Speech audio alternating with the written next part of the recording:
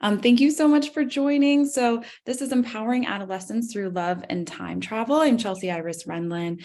And so what I did was create a program that was specifically used at a teen camp. And this was a very general teen summer camp. And a lot of this is now feeding into the inner space camp that you might have heard Julia talk about earlier, that David, the other keynote, is a part of. So the name of the program was Thrive Wholeness Curriculum, another thriving wholeness, different ideas that I'm sure you've heard all throughout today. So in my quest for wholeness, I am going to talk a little bit about my story and who I am, and how these programs, the work of TILT, ended up in the hands of teens in the wilderness in Maine. So I went to the same summer camp that I launched this program at back in 2006 and 2007. And so I initially had a BA in film studies. And so storytelling near and dear to my heart, just like David. I ran comedy theaters in Chicago and New York, and I was super depressed, super miserable. So if you heard Lisa Miller's talk earlier, she talks about being in your 20s and having that real dark night of the soul. I definitely went through that. And then my life was really saved by interventions with spirituality and spirituality science. So I ended up getting a degree from Lisa Miller's program, the Spirituality Mind Body Institute at Columbia University Teachers College. I launched my own private practice, IRYS Healing Arts, and I created this Thrive Wholeness Curriculum. So since 2017, I've been working at camps and really trying to bring what helped save my life to kids in camp settings. And I know I'm kind of powering through this. There's a lot of awesome stuff I want to share with y'all. So, but through my studies, specifically at Columbia especially, I created this Thrive Wholeness Curriculum. It was launched in that summer of 21, right after the pandemic, and it was hugely impactful. And I got to use the research of TILT, which was really exciting. And then currently I'm the executive director of the YWCA Vermont, and our largest program is Camp Hochelaga. So it is a summer camp. It is now an inclusive Girls Plus camp, traditionally an all-girls camp, and we serve about 600 kiddos over the summer. So why camp? So camp, I really came to believe and see it as this secular rite of passage. So we have these ancient technologies, this thing that's ingrained in us really for millennia about ritualizing these transition periods in our lives. So for campers, sometimes this is the first time they're away from home. It might be the first time that they're exploring identities. They can use different names, different pronouns if they're at a camp that really is open to things like that. And then for staff, our young adults, so they could be in their late teens or early 20s, and really it's a formative time for them too, to kind of break away. So often camp is referred to as not the real world. That's something that we talk about often in camp culture.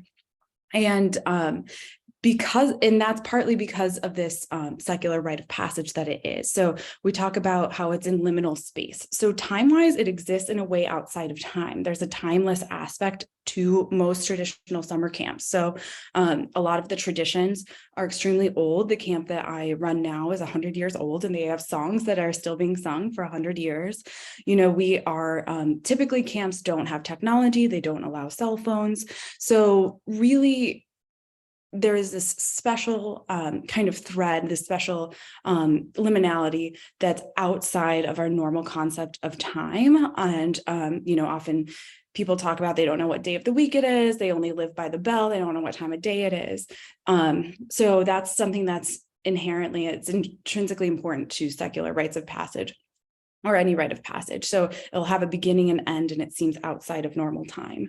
And then you also have this communitas. It's very important to rites of passage. So it's a community. So it's a community of equals held by elders. So what that really means is that instead of having some hierarchy, there are adults, maybe ones that you're related to running the place.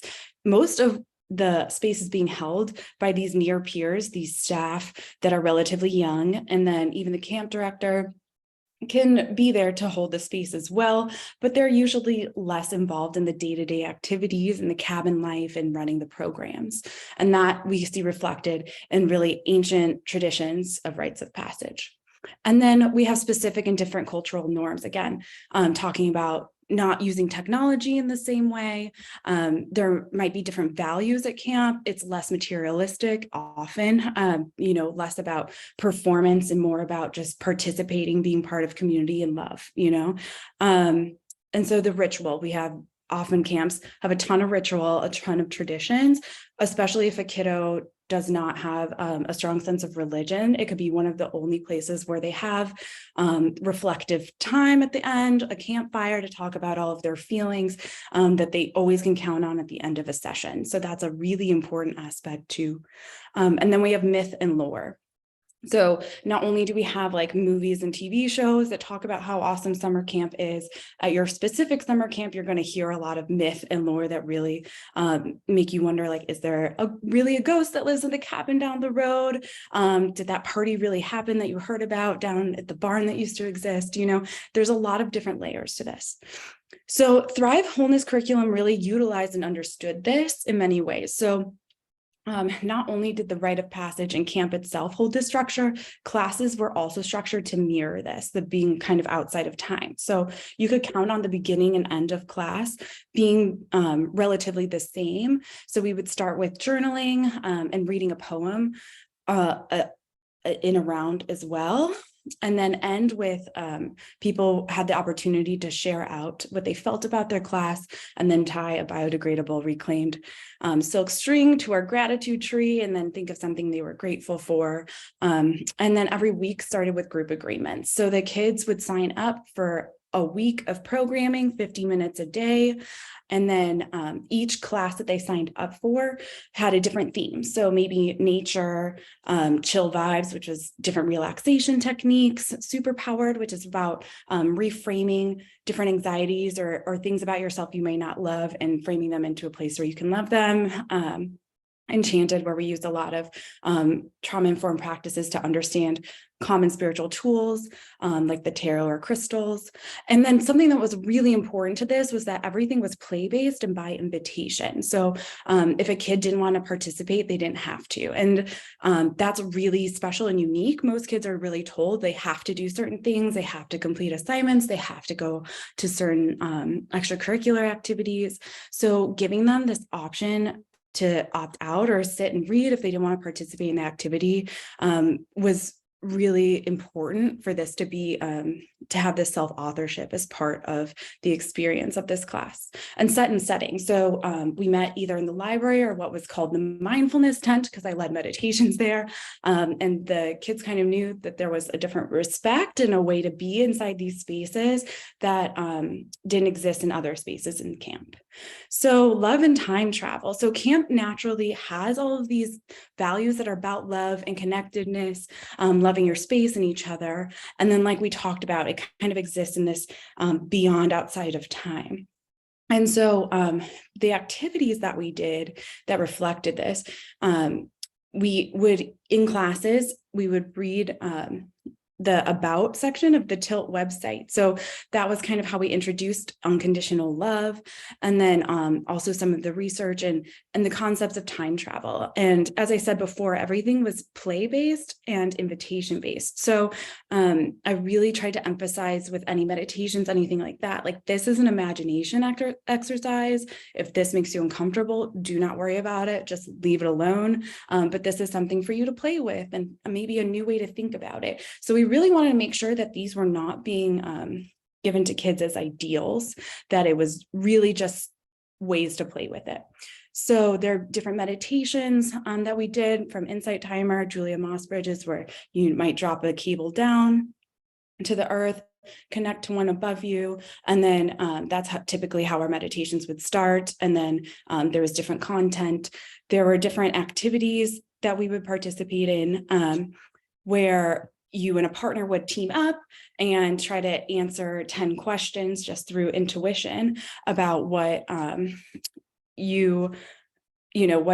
you think could be coming through, and you're actually answering your partner's questions and not your own, and you didn't know to the end. And we would reflect and share out. So there was a lot of different fun things, a lot of stuff I was introduced to from Julia Mossbridge.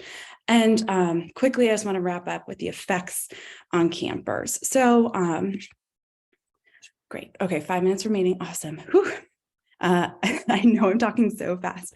The classes kept filling up. They were really popular, which is huge. It shows that there was a thirst for this content, and it was all different kinds of kids. Inherently, there was a lot of queer kids that came to my classes because of how I identify, and just a lot of this material seemed to signal specifically to that population, but there were a ton of cis kids as well, even cis male campers, which people sometimes are surprised to know. But a lot of it had to do with branding, like we made it look cool. Me and my co-teachers were counselors that people wanted to hang out with, and we made a space that, again, kids were really hungry for. So we opened up these spaces so kids could really share their feelings and thoughts, and be able to ask the questions. They had no one else to ask these questions to, including coming to me specifically. Some kids would say, like, I heard this is where you come to talk about dreams, and we would go through different symbolism books, and they could draw their own conclusions of what their dreams might make, and I might give them just different ways to think about it if they were really stuck in maybe a very literal translation that was not really helping them function.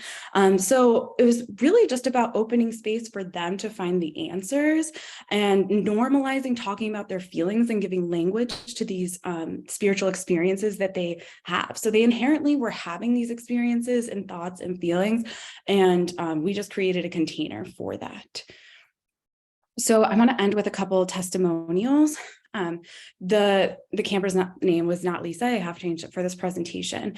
But she was having so many issues with anxiety and depression. She'd come and talk to me a lot about it. She was often crying.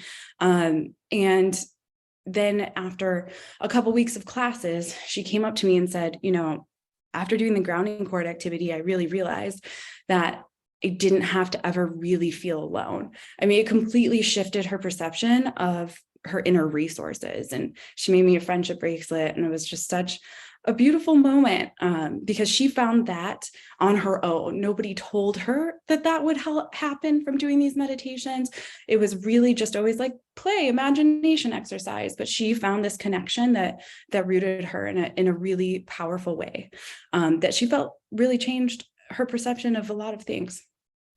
And then another quote I wanted to share was from a camper who we'll call Jill. Jill is a trans girl, but she wasn't allowed to be trans at home. And also she was forced to be in boys' cabins at camp because of her parents. And so she's having a ton of issues, huge emotional upset, physical, mental illness because of what she was being forced to be in this identity that she didn't want. And so for her being in these classes, we worked quite a bit on different things. And at the end of the nature week, we got to break open geodes.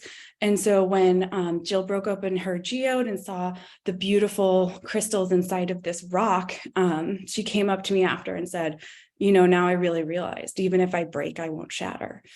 And, for me, that was huge to see, to give a camper, really a context and an understanding that no matter how hard things are, that they were stronger than that. So, Love and Time, the two great healers, I'm introducing summer camp as another great healer. I really believe in it. I live very strongly for summer camp. And I'm excited for the inner space camp that we're creating because I truly believe it can bring a lot of healing. So these are ways to contact me. The last is my Instagram. You can connect with me about the healing practice, about camp, about anything that comes up. So that's that. Thank you so much. I'm going to stop screen sharing and see if there are any questions. I don't know if there are any Q&A. I think we're about at time anyway. So thank you so much for joining. I really appreciate everyone who's been here. Please connect with me after. I love to chat with people about this. I can talk about camp forever. Take care. Bye.